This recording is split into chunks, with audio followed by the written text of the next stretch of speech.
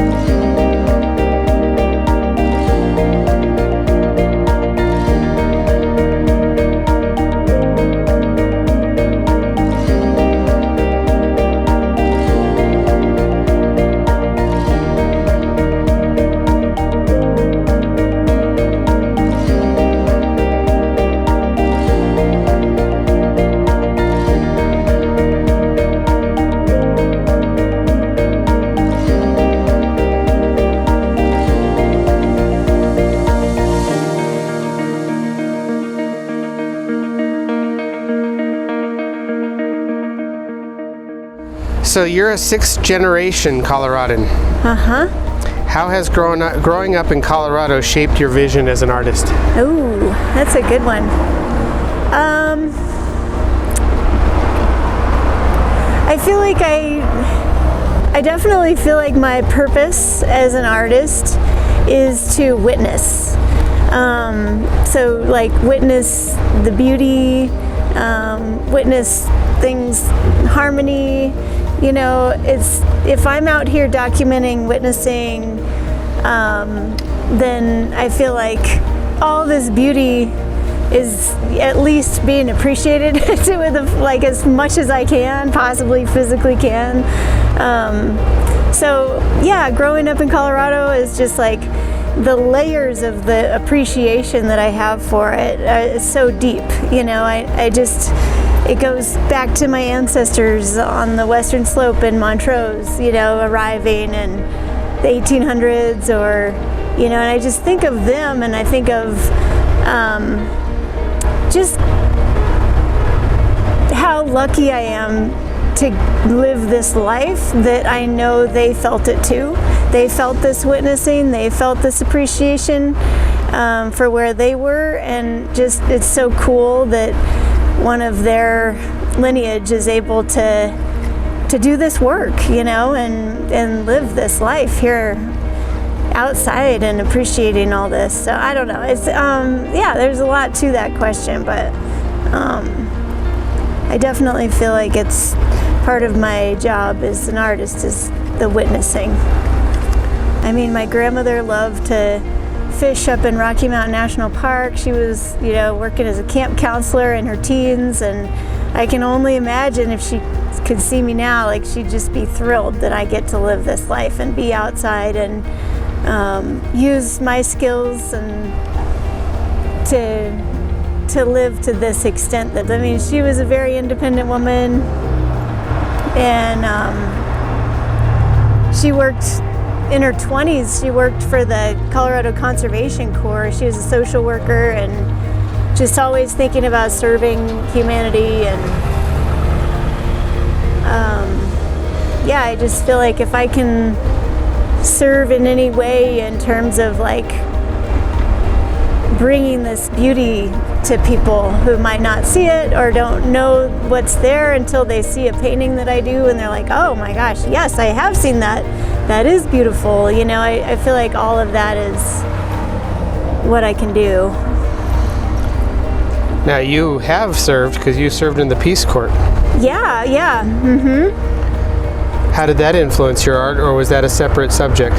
No. I mean, that my art was integral in that experience. In college, I had a professor who really drilled into us that we have to do art every day, for 2 hours a day, no matter what. Like, even if we had 16 hours in the library, that day we still had to get to our studio. So the kind of discipline I was taught really came in handy when I was in the Peace Corps, because I was out there in the village alone, like, no guidance really for anything. And I just did art every day, 2 hours a day. And a lot of times it was documenting village life. It was interacting with the people in the village. Like, I did a huge mural in the school talking about how amazing the rainforest was that we lived in, to not take that for granted. So I used my art every day, and when I was in the Peace Corps, either as a way to connect with people or as a way to document my life there. I used it every day, and it was a great tool for those things. And then, of course, now it's a great documentation of that time in my life, and I still have a lot of those pieces. Is there ever a time when your path might have veered from your art career? Yeah, ironically, the time that I veered the most was when I was teaching art at the high school here locally. Oh. I taught art, I taught drawing and painting for a year or 2 years, and then I went to the middle school and taught there for a year. And there was a lot of good there, of course. Like, I love the kids and the parents, but one of the main drawbacks is I wasn't able to paint, because all your creativity goes into lesson planning. It's really hard to pursue your own artistic, creative life when you're thinking about kids and what they should learn, and just trying to be creative with that. So that was like really frustrating for me, and I was actually super unhappy during that time, not having my art and being an active part of my life. That is a surprise. Thank you for sharing that with me. I had no idea. Yeah. So when I got pregnant with my son, Lynx, when I was teaching at the middle school, I just thought,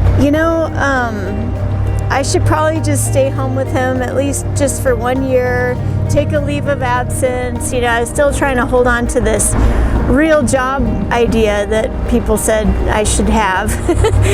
And so I was like, I'll just take a year off, So I took a year off, and then I got pregnant with my second son, within a year. Like, they're a year apart. So it was like super close, and I thought, well, my entire paycheck is going to go towards daycare if I go back to work. So that doesn't make any sense. Not to mention the fact that how profoundly unhappy I was not painting. So I decided to take the opportunity to pursue my art professionally when they were babies, and I would just paint at night when they'd go to sleep. I would paint during nap time, and I would do just these. I had 4x6 little pieces of watercolor paper. I had a stack ready to go, blank water paper. You were doing watercolor? Yeah. Yay. Yeah. Shout out watercolor paper. So I had them ready to go, and every day I just made, again, that discipline came in handy from my college days, and I just forced myself, no matter how tired, to do a little 4x6 painting. And I did that for a year and a half while they were babies and little, and I was home with them. And after doing that for a year, I realized, yeah, this has to be a part of my life. I can't breathe unless I'm painting. Like, it literally feels like I'm not breathing, like oxygen is depleting from my body. So I was like, well, how am I going to make this happen? So I started researching, and then I met people through the Steamboat Art Museum, artists who would come and do their retrospectives, or, you know, like Lynn Shamil and Kwan Ho and all those guys were coming into town, and I would just go to all their things, do everything that Steamboat Art Museum had to offer, and eventually learned from people, this is how you can be professional. This is how it works, you know? Like, I had no idea how to do it, and they were such great mentors and helpful that I could really kind of start to pursue this in a reasonable way. Like, it actually made sense. Like, they were making it, and, you know, this is how you do it. And yeah, I never knew before that. So the Steamboat Art Museum was key to that, just finding mentors in that way. Where did you go to school? I went to Whitman College. It's in Walla Walla, Washington, and I was an art major there. And do you feel like that they taught you the business of being an artist? No. Because I didn't end up with that part of my education either. No, I mean, I love, Keiko Hara was my professor. She was more in printmaking, and she gave us a lot, like just the discipline part of it and the searching, the idea that you're always going to be searching as an artist. And I mean, there's some fundamentals that I learned from her because she was a practicing artist. But in terms of like how to get from A to B, like, I don't think anyone knows, because it's everybody's different. Every single journey of an artist is unique. And I don't really know how you would even teach that, frankly. Like, it's so challenging to get a clear picture until you're actually doing it and trying it. And getting a network of friends who are artists has been huge, because then we get together, we Zoom, you know, every month or so. What are you working on? What's your, you know, how's this going for you? What are you pursuing? And you can kind of share ideas and contacts and help each other. But there's no way to just say, first you do this, then you do that, and then next thing you know, you're a professional. Well, artists wouldn't obey that anyway, right? I wonder if maybe that's part of the deal, is like being willing to just forge your own path. And if you are, maybe you can do it. Maybe this will work for you. Because nobody's going to feed it to you, that's for sure.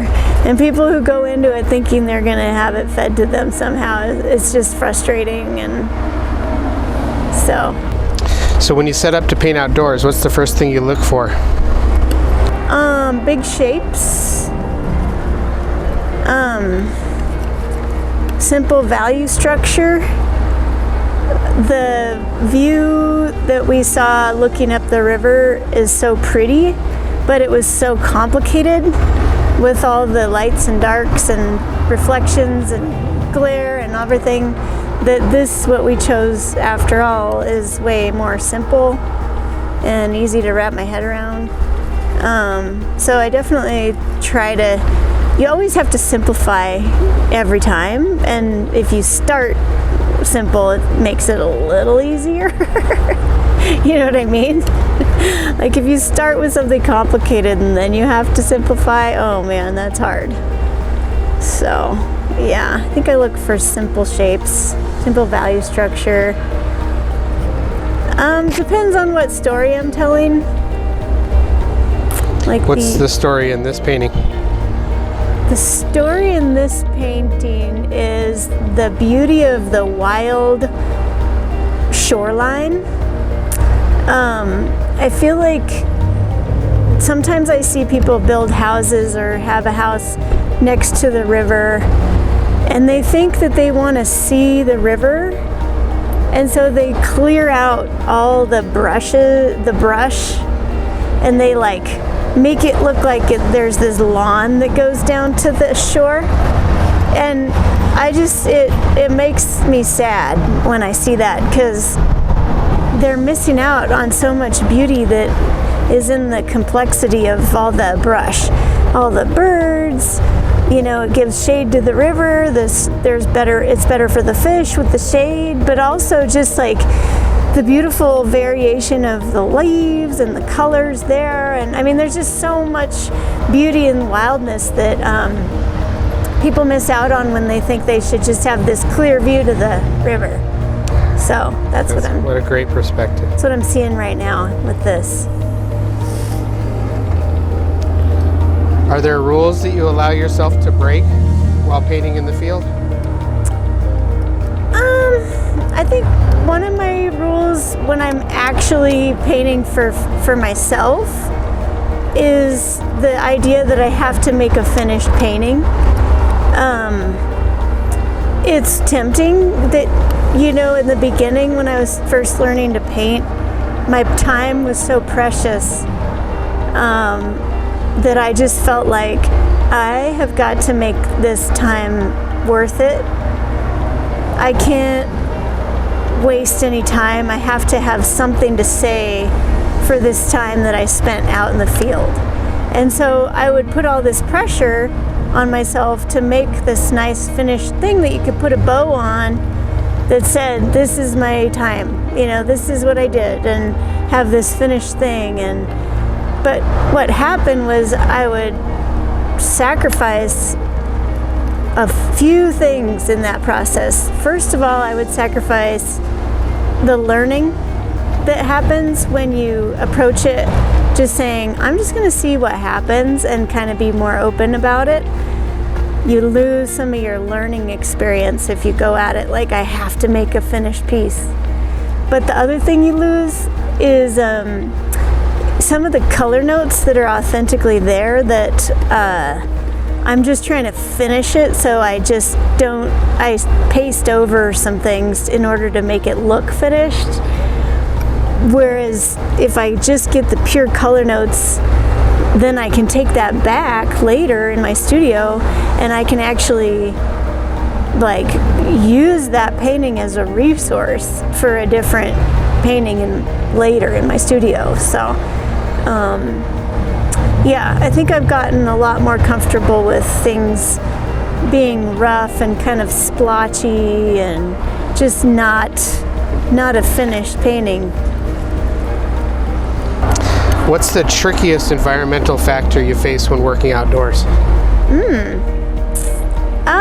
I am not crazy about wind. And this thing actually you can get weighted down. I put a bag on here with a rock in it, and then this stays pretty steady. There's no reason I should be okay with wind, but I just personally don't like it very much. It's just very jarring and distracting, and so I'm not crazy about wind. I'm okay with people walking by. That was my next question. Yeah. You're reading my mind. Yeah, we must be on the same wavelength. Visiting with people. Yeah, I mean, it's hard, but I have learned. So I've listened to this podcast about when people choke, like a golfer that was always really, really good until he was out in public and on a tournament, and suddenly he was choking, and he couldn't figure out why. I practice, I play so much, I do so well, and then suddenly I'm struggling, and it turns out that the way to avoid choking is you do your practice. Hi, guys. Oh, thanks. Thanks. Sorry, we're blocking the way here. But if you practice in the environment that you're actually going to perform in, you do a lot better. And so I realized I shouldn't just be constantly avoiding people and not talking to people while I paint if that's my challenge, So I do a lot of demos in class when I'm teaching my workshops, and I have to talk at the same time, Or I'm in a plein air event and people are coming by and I have to talk. This is part of my job, is talking and painting at the same time. And as hard as it is, I do myself a favor by accepting that and then practicing it, and not avoiding it. So. Hey, looks Hey! fabulous. Oh, thank you. We're Yeah, you want to help? Jump on in. I take you up on it. It won't be very good. Okay. You're great with people.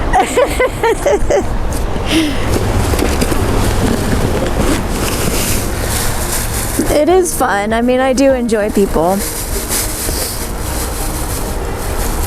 You get the same jokes sometimes, like, did you paint me in there or whatever? And then I just have the same response, which is like, well, you got to stand still for a lot longer than that, or whatever. Like, you just kind of have certain things that are comfortable for everybody that kind of just that interaction. It's like what Louis Armstrong said, when he was talking about a beautiful world, how people say hello and really what they're saying is I love you, I feel like as an artist we get this cool experience of interacting with people through beauty, it's like a positive thing in the world, and we get to have a nice, good, positive interaction with each other, and I don't know, I think it makes the world a better place, even just having those interactions. So every painting has to go through its adolescent phase of just plain ugly. If you're gonna make it work, like awkward, ugly, like all the zits are out. I am there now. This is it. Gotta pull this together. So among the awards and recognitions, for instance, you got the President's Award for Excellence in the Oil Painters of America. Mm-hmm. You've gotten multiple first places at the Steamboat Art Museum. Uh-huh. Is there one that was especially meaningful to you? Ooh. Yeah, I think recently, this summer, I did the Snowmass plein air event, and there were a lot of my peers there, a lot of Colorado artists, a lot of people that I'm friends with and people I respect, and they voted my whole body of work in an artist choice, because the artist choice is based on the body of work. Yeah, so that was really special to me, to get that kind of peer recognition. It was challenging that week, there was some rain, and every plein air event has its challenges, so it was nice to wrap it up in a positive way like that for me. If you could give a piece of advice to an emerging plein air artist, what would it be? Oh man, paint. Like, I think Malcolm Gladwell with his 10,000 hours, I mean, it's all true. You really need just to practice and get more and more confidence. I've found lately I'm finally at a place where I can just be confident with my work and just go, I've probably got this, I just need to do it, instead of wondering, ooh, is this right, or is this, just go for it more and let my own kind of voice come out. But you really can't get that until you paint enough. I mean, you really need time. So just like I did when the kids were babies and I painted every day, set yourself up for success, get your materials ready to go, do everything you can to help yourself paint more. Maybe it means getting a schedule. Like, I forever put it literally on my Google Calendar, studio time. Like, this is it, block it out, you just have to really do that time, dedication. And then in the meantime, and this is more on a professional level, meet people, get yourself out there, meet other artists, meet other gallery owners, go to museum shows across the country. Like, I think just the networking I hate to say it, but it kind of is who you know. And you're not going to know anybody unless you get out there and meet them. And they're real people too. They appreciate, meeting you and talking and whatever. Like, you just, on a professional level, it's really important to put yourself out there. That's tough for a lot of artists. It is. So they'd rather just be in their studio, and then they wonder why they're not getting invited to things. Or if it's something you believe in and you want to, and you're putting your time into it, you might as well go all the way.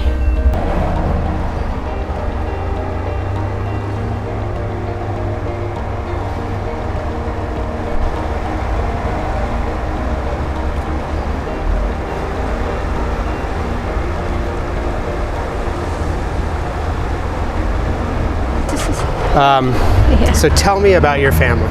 Okay. Well, I have two wonderful boys that are 15 and 16 right now, and they are kind, conscientious, hardworking kids. They know how important painting is to me, and at times, sometimes they're like, "Mom, you need to go to the studio." And Cactus too. So my husband Cactus, he grew up here in Steamboat, is thrilled for me with the career that I've made, and he just couldn't be more supportive. I'm so grateful for that. Well, I speak for a lot of us in the community that we are proud of you. Well, I love my community so much, and it means a lot to me that you say that. Yeah, I just feel so lucky to grow up in this town. What emerging ideas or themes are you exploring now? I'm going around to all the different properties that are in the Land Trust Conservancy, and it's called the Colorado Cattlemen's Agriculture Land Trust. Routt County actually has one of the highest number of ranches that are protected in the state. And we were one of the first too. This happened in the mid-90s up in North Routt with the Fetcher Ranch, and in South Routt with the Rossi Ranch by Phippsburg. And so I just thought, what better way to get out in the county than to visit all these different properties. So that's been my project since January, and it's been really, really cool. Because of course, we all love the valley. We love the beauty, the open space, the pastoral nature of our valley floor. But what's behind it is even more amazing. Sometimes these ranches are like centennial ranches. They've been around for longer than 100 years, owned by the same family, doing the same work. And they'll open May 1st at the Tread of Pioneers Museum. And where else are you showing? I am showing at the Simpson Gallagher Gallery in Cody, Wyoming. And I'm showing at the Broadmoor Gallery in Colorado Springs. And then on December 6th, I think, it's a Saturday, I'm having an open studio here in my studio locally where we live near the hospital. Off the easel, what brings you rest or recharges you creatively? It's hard. This is a busy time of life, It really is. I'm like perpetually productive. Like, it's important to me. So it's hard to ever let things go. I think one thing is spending time with friends. I can go out to First Friday Art Walk and have so many good conversations with people that I've known for so long, and it's so meaningful, and it helps that it's easy to connect with people here in town. I don't think I'd be very happy if if it took a lot of extra effort to have that social connection, because it's hard enough as it is, you know.